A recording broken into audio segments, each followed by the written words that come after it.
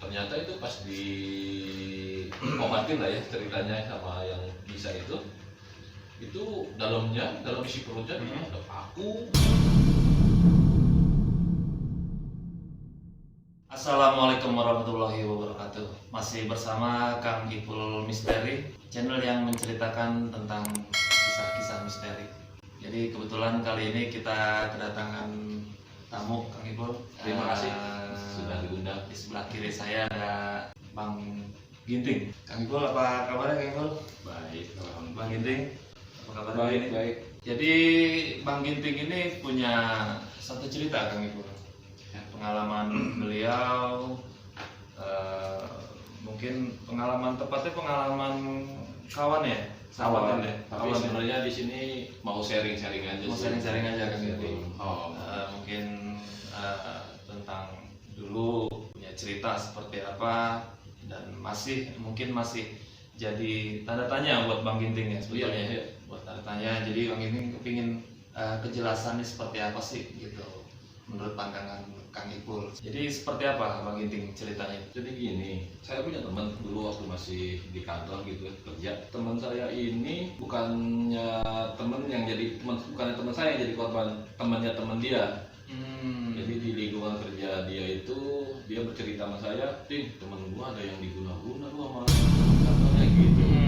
Saya sedikit percaya kok sampai sebegitu ekstrimnya tuh ya, sampai ada yang nggak suka akhirnya ya dengan cara seperti itulah dilakuinnya gitu. Nah problematika dinamika kerja itu sampai sebegitunya itu dicek ke rumah sakit nggak ada penyakit apa secara medis gitu kan. Oh gitu ya. Suatu malam itu ada yang dia rasakan di bagian perutnya gitu. Nggak kedeteksi secara medis ya? Dia udah check up ke rumah sakit nggak ada masalah secara medisnya. Akhirnya ya namanya partner usaha dia coba ke orang yang mungkin bisa menjelaskan lebih dalam gitu. Dan benar katanya memang ada yang usil lah gitu teman saya ini. Itu kalau seperti itu Kang Ipul ya namanya manusia ya pasti ada yang tega ada yang enggak, dan itu termasuk yang tega gitu ya. Nah itu dia namanya menggunakan seperti apa sih sistemnya itu, saya kurang paham tuh kalau sistem itu Gimana Kang Ipul seperti itu Kang Ipul? Jadi begini, yang penting teman-teman, yang namanya dalam persaingan pekerjaan, terkadang kita timbul rasa iri dengan kedudukan orang atau melihat orang itu lebih maju, ya kan? Nah, pertama dia punya rasa iri dulu, latar belakangnya si ya, pelakunya punya rasa iri dengan tempat kedudukannya itu lebih menonjol dan lebih tinggi mungkin Kang dia Ipul. menginginkan di posisi tersebut. Itu bisa terjadi kan gitu kan. Itulah yang namanya yang guna-guna kan. Guna-guna itu sejenis ilmu sihir, bisa dilakukan oleh orang-orang tertentu yang mempunyai ilmu hitam. jalurnya jalur hitam tuh. Jalur hitam Jadi ya. itu tidak tertutup kemungkinan dalam persaingan itu terjadi hal-hal seperti itu. Itu udah biasa sebenarnya kan gitu. Bagi yang tega gitu ya. Bagi yang tega dan memang udah tidak mempunyai iman kan seperti itu gitu. Yang seharusnya kalau kita yang menginginkan satu posisi yang baik atau posisi di level tersebut yang diinginkan dia, ya dia seharusnya punya prestasi, berusaha dan punya prestasi. Persaingan secara sportif Ya, iya, secara prestasi ya. Secara sehat seharusnya seperti itu. Ini dia itu mengambil jalan pintas namanya. Untuk melemahkan persaingan tersebut ya. Betul. Karena begini, sifat namanya guna-guna itu bisa juga diarahkan ke satu orang. Gimana supaya kinerjanya orang ini menurun? Bukan karena dimasukkan suatu penyakit, itu terlepas dari itu ya berarti ya. Ya, itu gimana caranya menurunkan kinerja orang tersebut? Nah, gimana caranya? Yaitu dengan dibuat sakit. Nah, seperti itu. Jadi dibuat sakit, mungkin dia pergi ke seorang yang bisa melakukan itu, dia menyuruh orang tersebut untuk mengguna-guna si rekan bisnisnya kan seperti itu bisa terjadi. Itu hal biasa dalam hal persaingan itu udah banyak sekali kejadian seperti itu, malahan terkadang berdampak ke keluarga kan gitu. Betul. Hal seperti ini tuh memang ada dorongan dari dunia gaib ya, anggap misalnya ini ajakan setan lah gitu ya, mungkin terpengaruh atau apa mungkin, atau seperti apa Kang? Kalau godaan dari dalam hati itu sebenarnya ya untuk melakukan hal tidak baik, berarti kan itu ada satu godaan dari setan juga, Dari kan, setan, kan. dorongan ya kan. Nah itu tadi yang saya bilang, diawali dari iri, timbullah dengki. Nah setelah dengki itu dia akan menghalalkan segala cara, gimana caranya supaya dia ada di posisi tersebut. Dia udah tidak lagi melihat bagaimana kasihan keluarganya, kasihan orangnya, Sisi kemanusiaannya udah hilang lah ya dia Oh, pelakunya ya. pasti. Karena tingkat keimanannya rendah mungkin dari balik ke yang pertama tadi ya. Ya mungkin karena keinginan dia untuk mencapai sebuah tujuan, mungkin dengan secara persaingan sehat dia tidak mampu gitu ya Bang Inting ya, akhirnya dia menghalalkan segala cara lah gitu Kang ya. Iya. Jadi bagaimana caranya dia harus bisa mendapatkan di posisi itu. Nah mungkin seperti itu. Saya tertarik, apakah itu ada penangkalnya, apakah itu bisa diantisipasi, seperti apa tuh Pak? Nah, Untuk gimana tuh, Kang? supaya kita nggak bisa terkena seperti itulah diguna-guna oleh yang sama pelaku yang kurang baik itu tadi. Kalau cara ini untuk menangkalnya itu ya tinggal kita beribadah dengan baik, memohon kepada Allah untuk selalu diberikan keselamatan. Berarti bila mana korbannya ini tingkat keimanannya tinggi, itu sulit untuk dilakukan guna-guna ya, untuk ditembus sulit ya. Sulit. Makanya kita disarankan selalu beribadah dengan baik, berdoa dengan baik, yakin kita kepada Allah Subhanahu Wa Taala, dan tidak ada satu kekuatan pun yang lebih besar dan yang lebih kuat hanya kekuatan Allah Subhanahu Wa Taala. Berarti counternya adalah ibadah kita sendiri ya, doa. supaya kita nggak bisa diserang gitu ya. Betul.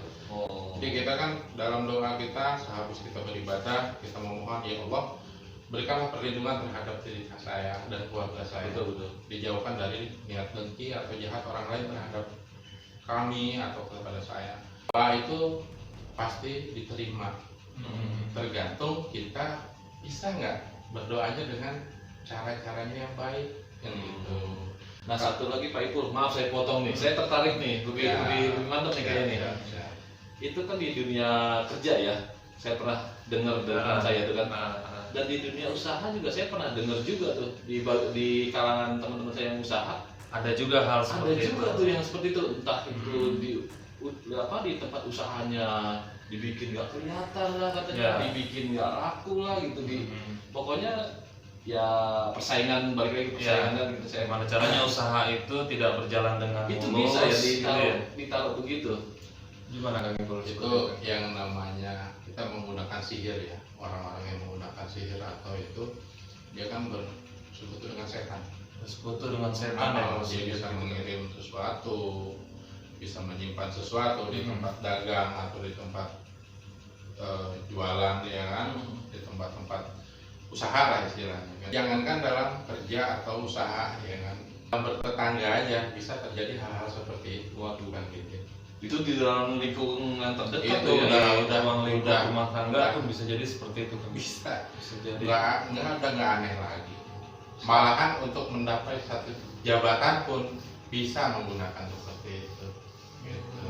Jadi kalau saya pernah dengar tuh Pak ya, jadi orang kalau melihat dia tuh wibawanya naik gitu ya. Kayak gitu ada tuh ya.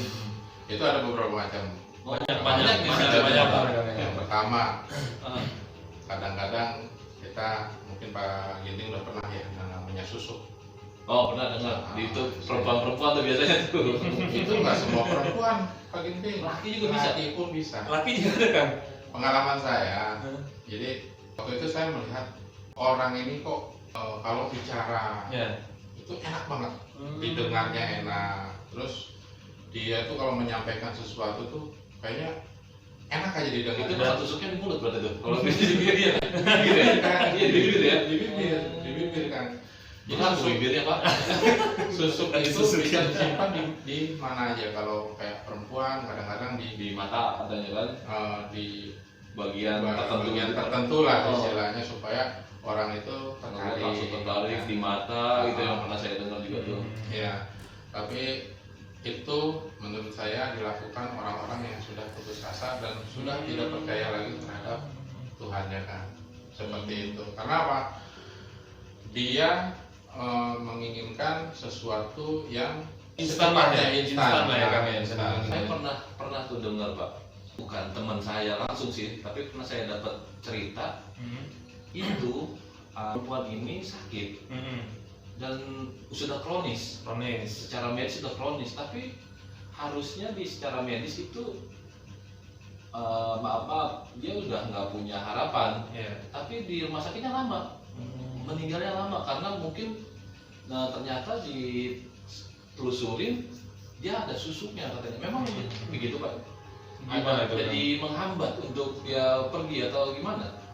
Nah, makanya ini satu pesan juga ya untuk pemirsa juga, pesan dari Kang Ipul. Jadi jangan sekali-kali kita memakai susuk kan, gitu kan. Karena susuk itu kalau tidak dilepas itu akan memberatkan orangnya tersebut kan. Apalagi kalau pantangannya dilanggar. Oh, ada pantangannya tuh susuk. Ada.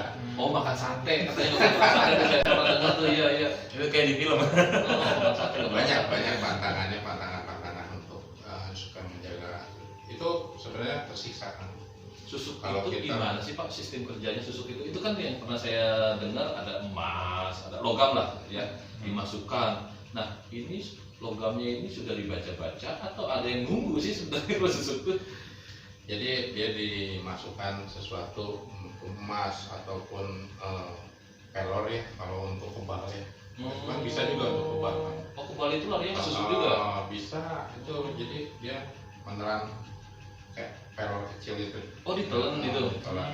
Oh bukan dipasang kalau itu ya? Kalau Bukan kebal. dipasang, ditelan. Terus juga bisa yang emas ataupun intan itu dipasang. Itu mungkin ada metode cara pemasangannya gitu Pak. Pokoknya jenisnya susuk itu bermacam-macam gitu lah ya Kang ya. Bisa dipasang, bisa ditelan ternyata kalau kebal ya? Obat kebal biasanya ditelan kan. Itu sejenis pelor kecil ya kan. Atau juga bisa padi. Itu kalau menurut saya jangan sampai lah. Jangan sampai lah Kang ya. Jangan sampai Jadi kita mau- memasang susuk di tubuh kita. Karena kalau memasang susuk di tubuh kita itu bahaya lah. Bahaya apa? Satu, bisa mengganggu kenyamanan hidupnya dia sendiri kan. Nggak Menurut nyaman, ya? menurut orang, oh dia oke, cantik atau seperti apa, dia kedepannya tidak berpikir dampak dari dia memasang susuk itu bisa membahayakan dirinya sendiri. Karena di dalam susuk itu ada hodam yang ditanam Pak, ada hodam pemikatnya di situ. Makanya kayak contoh ditaruh di bibir bisa jadi bahan penarik. Ih, cewek melihatnya itu cantik banget, bibirnya seksi. Pernah tuh saya begitu tuh, Ah, tuh. jadi gitu kan. Jadi menurut dia tuh menurut orang-orang kalau melihat orang yang susuk itu tergantung susuknya buat digunakan untuk apa dulu. Apakah untuk daya tarik dagang atau untuk kecantikan supaya kita bicara enak didengar sama orang.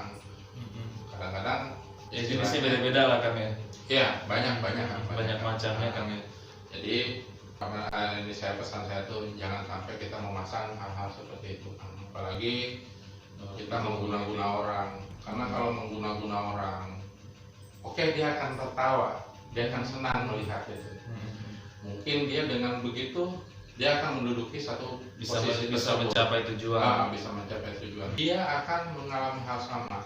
Dan satu hal, pertanggungjawaban itu di dunia dan akhiratnya, Dan akhirat itu udah pasti kan. Makanya kalaupun kita menginginkan satu posisi apapun itu, kantor atau di pekerjaan atau di tempat lainnya, ya kita berprestasi aja, jangan sampai kita melakukan hal-hal yang zalim Ya bersaing dengan Ah, sehat lah gitu Kang dengan ya. sehat. Dan satu hal namanya gendam atau itu tidak bisa dibuktikan secara ini kan. Itu makanya Secara medis juga ya.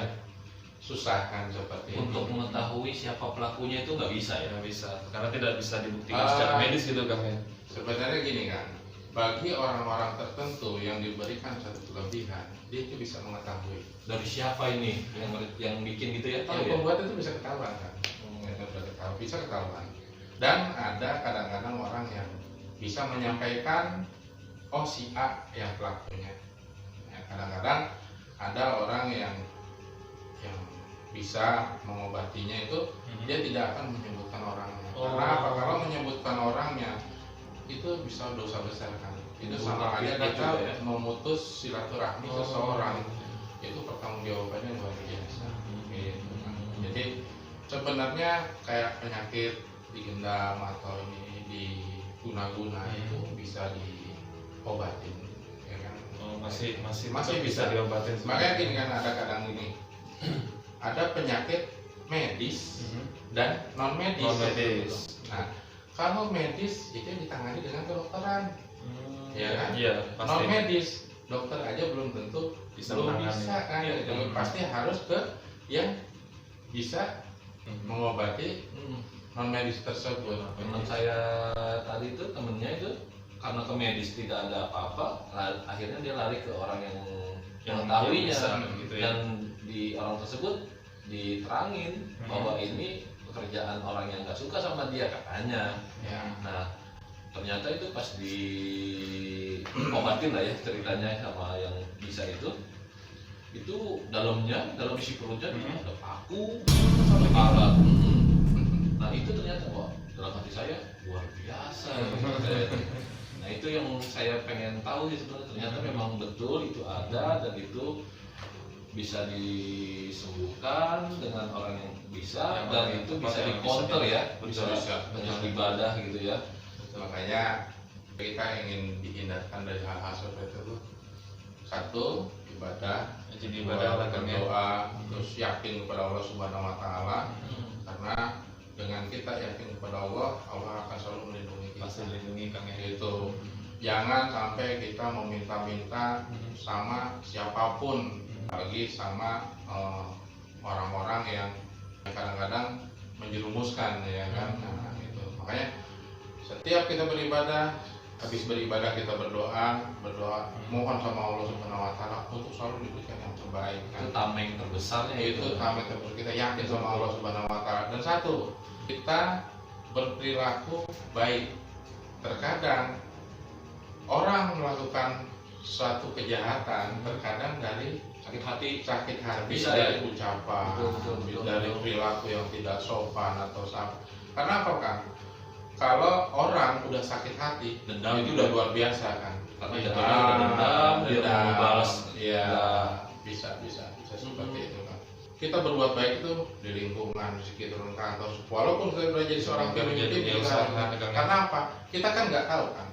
Ucapan kita tuh menyakiti orang lain atau tidak. Kalau di zaman dulu mulutmu harimau gitu kan. Nah, Ah, di zaman sekarang ya, jarimu harimau sekarang. Nah, kadang-kadang hal-hal seperti itu kadang-kadang orang kan, oh saya kok malas kerja, oh saya kenapa ya badan kok pas Bawaannya malas gitu ya. malas atau apa. Itu Bu di luar penyakit tuh ya. Berarti ya. Di luar penyakit ada juga di dalam bentuk hawa males gitu ya, uring-uringan. Bisa kan, itu bisa terjadi hal seperti itu. Di luar penyakit itu. Di luar penyakit. Oh. Jadi kadang-kadang kalau orang awam kan tidak tahu kan, jadi oh ini ada apa. Tapi kalau orang-orang yang bisa merasakan atau bisa melihat sesuatu itu kan kelihatan kan. Dari energi di tubuhnya itu kita bisa melihat. Oh ini ada ini. Contoh gini lah, inti ini melakukan sesuatu pekerjaan kayak malas, Betul. ya kan? Kayak malas. Terus juga melakukan sesuatu takut gagal, karena mungkin punya trauma kan, kayak trauma dari kegagalan di masa lalu atau kegagalan yang pernah sampai jatuh. Ya. Itu secara psikologis. Itu udah pasti ya. Tapi kalau hawa-hawa males, hawa-hawa uringan itu dibuat oleh orang bisa.